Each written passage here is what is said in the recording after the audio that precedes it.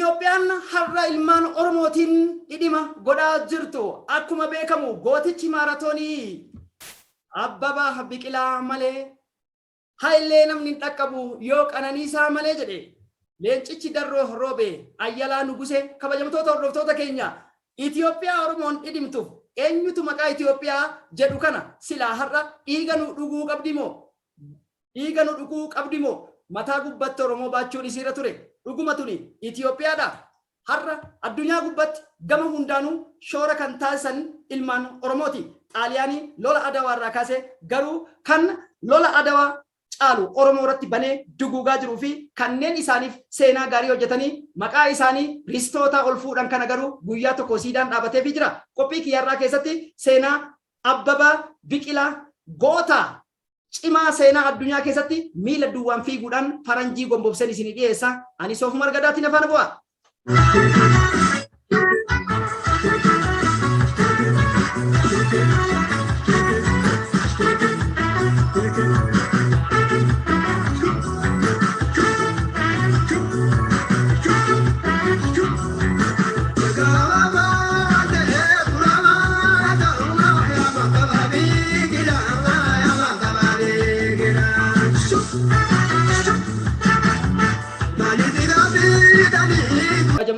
Hordoftoota keenya Itiyoophiyaa dhidhimtu bulguu namaan jettuu fi teessoo masaraa keessatti bulguu walitti guuratteerra maal barattaniif Abbabaa Biqilaa dhiyeesse seenaa jabaa ganama ifi dhiyeessuu dirqama seenaa qabna waan ta'eef waa irraa bartu.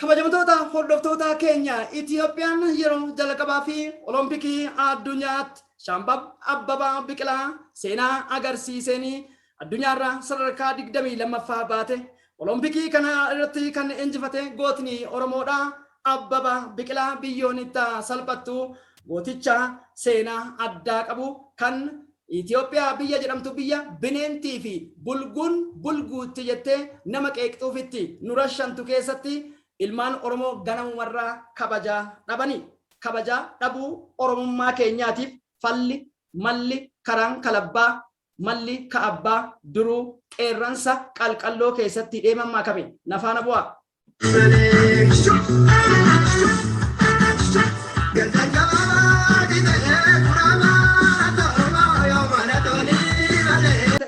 Xilahun Gassasaa leenca warra bachoo ture maal godharre kanaan kunis dhiibbaa ilmaan Oromoodhaa sirna kibur zabanyaa keessatti akka sirbaniif Buzunesh Baqqalaafaanni bara mootummoota duraanii dargii keessattis hawwisoo Misraaq Izzii yookiin Bahaa jedhamuudhaan beekamani.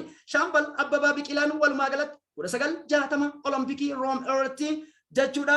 Shaambal Abbabaan Biqilaa erga simannaan ta'eef booda kaambitti leenjiitti deebi'ee leenjii shaakala isaa itti fufe kanuma osoo jiranuu 1952tti Haile Sillaasee yeroo biyya Biraazil daawwachuuf imalu garmaame Niwaayii TV Mangistuu Niwaayii obboleewwan lamaan fonqolchaaf mootii Haile Sillaasee irratti yaalii taasisan milkaa'uu baatanis miseensota olaanoo Haile Sillaasee hedduu hidhaniis jiru. Haile Sillaaseen saffisaan ofirra deebi'ee namoota hedduu irratti tarkaanfii gurguddoo fudhate.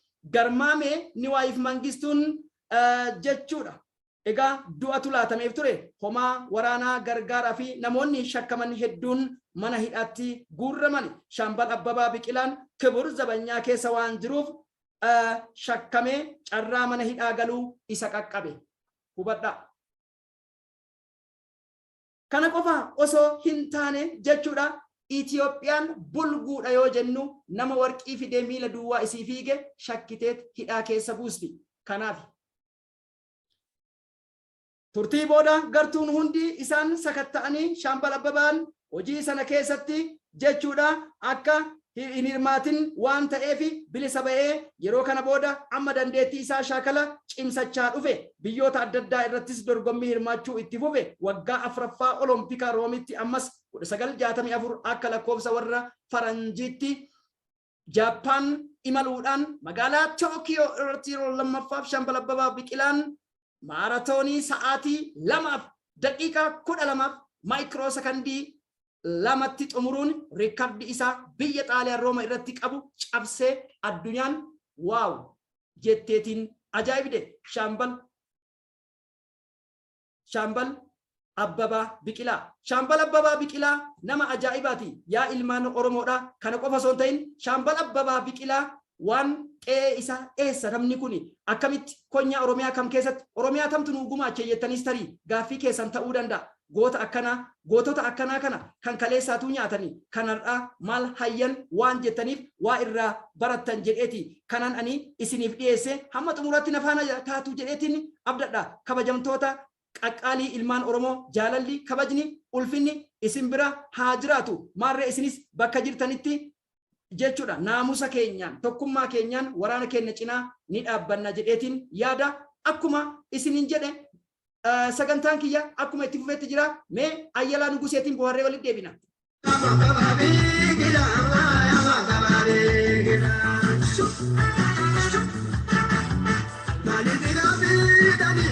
Shaambal Abbabaa Biqilaan dorgommii meedaaliyaa warqii argate biyya Itoophiyaa falfaltuu biyya bulguu tana jechuudha 25ffaa irraa sadarkaa 7ffaatti deebise.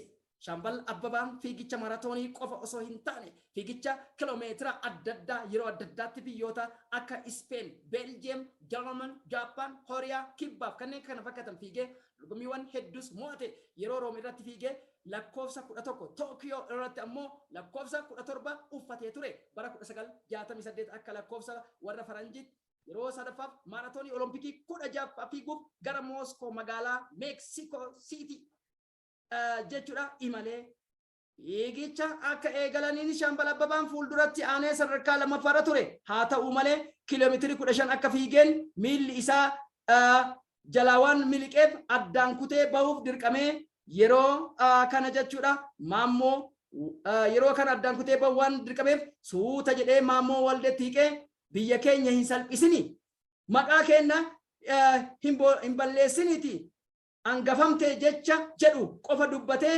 addaan kutee bahee gootichi kuni jechuudha biyya keenya hin salphisinii jedhe. Biyya salphattuuf saba salphistu.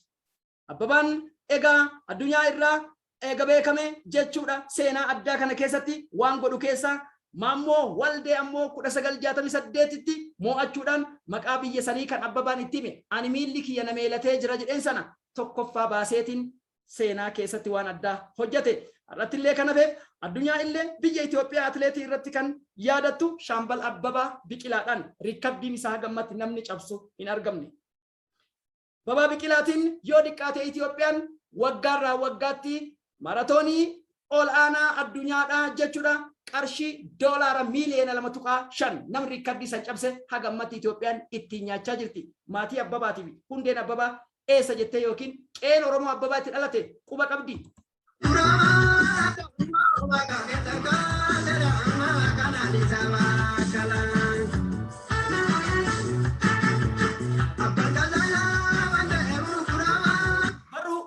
Qorannoo afaan Oromoo kana keessatti gama afaan Oromootti isinii hiike kana keessa jechuudha kitaaba The King of Marathon jedhu keessaan argadhe ammas imoo gubbatti nama nu jeeqaa jiru kana maayikii kee cufadhu miyuutu godhe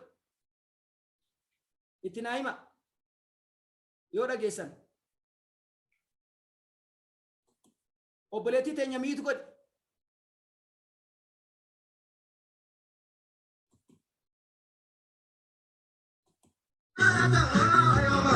eessatti dhalate Abbabaa Biqilaa wal mormaa turani maaliif biyyattiin dukkana keessa turte Oromoon seenaa dhabu haga namni jabaan kun eessatti dhalate biiroon aadaa fi turizimii itti wal mormuu ga'e barreeffama kana keessatti jechuudha international entertainment APP wabeeffachuudhaan afaan Oromootiin isinii hiikee jira.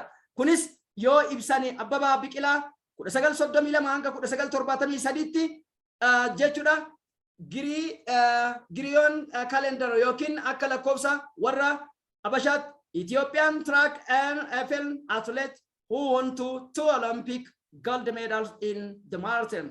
The marathon in 1960 Olympics game in the Rome, Italy was only the rest of the distance. They said these were at the best time of the 2 hours and 50 minutes second, and also it attacked attention by the running before the destination where he was born. Inyo isatti dhalate.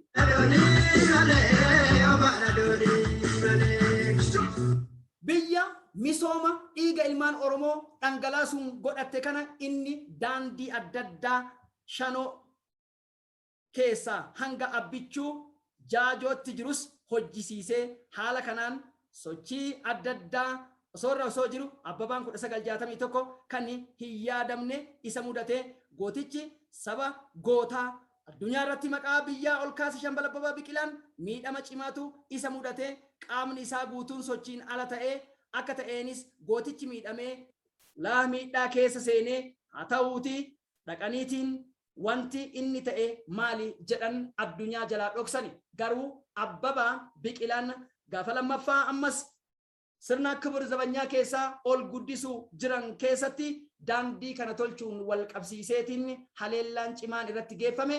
Itiyoophiyaan qabrii dubbii dhoksitu ta'uu isii kitaabni kun ol baasee jira. Abbabaa Biqilaa harka namaatti du'uu isaa seenaan gadi baaseera.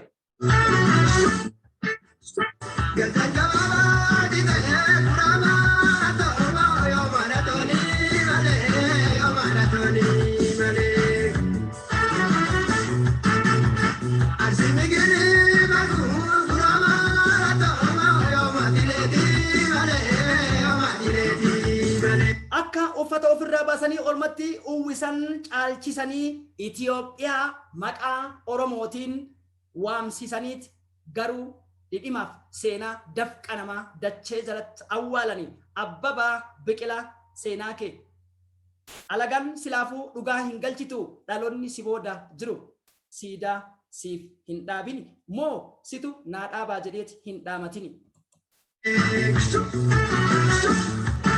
Shambal Abbabaa Biqilaan hanga naannawa sa'aatiin 4tti gurraandhala 3/1961 jechuudha magaalaa Shanoo ture naannawa sa'aatii 5tti yoo ta'u konkolaataan isaa Haayile Sillaaseen badhaase Beeltes jechuudha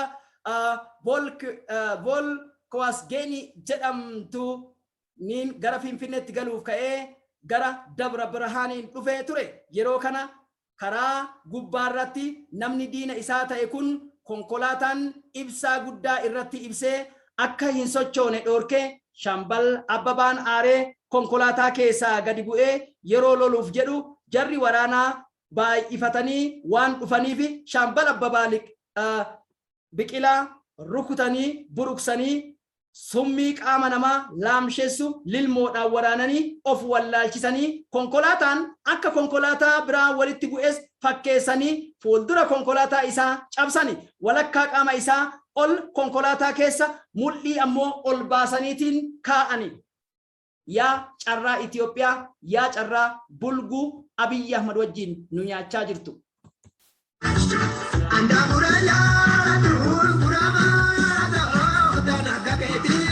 Addunyaan waa'ee Abbabaa Biqilaa jettee gaafatte gaafannaan Haayile Sillaaseen afaan qabate akkuma Jawaar dhidhimsaniiti irratti didaa jiran kan diinonni Itiyoophiyaa Abiyyi Ahmad hangaftoonni farra qabsoo Oromoodha.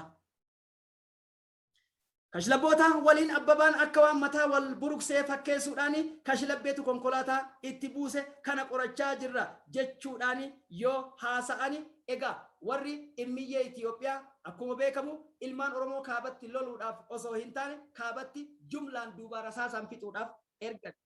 Maarree kana qofa miti yaa ilmaan Oromoo asirratti wanti hubatamuu qabu Abbabaan iccitii kana himee namtichi Jeneraal Baqqalaa akka adabamu gochuu hin barbaanne sababni isaas wanti isaan irratti wal lolan saalfii waan ta'eef jechuun Haayile Sillaasee sodaaf baasuu dhiisan jedheetiin Haayile Sillaasee duratti maatii isaa waamee kana jedheen garuu dubbiin akkanaa miti.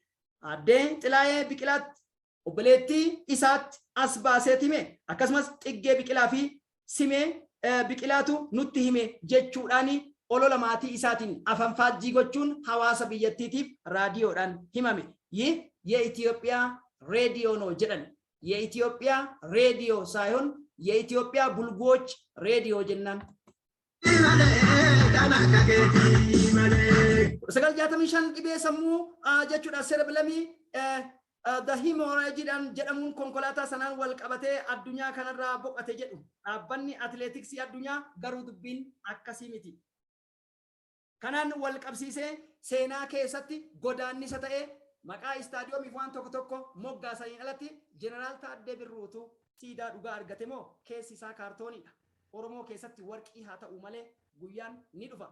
Ani Soofumar Gadaati namoota kana fakkaataniif kan kana fakkaataniin yeroo adda addaatti qabadhee isinii dhiyaadha.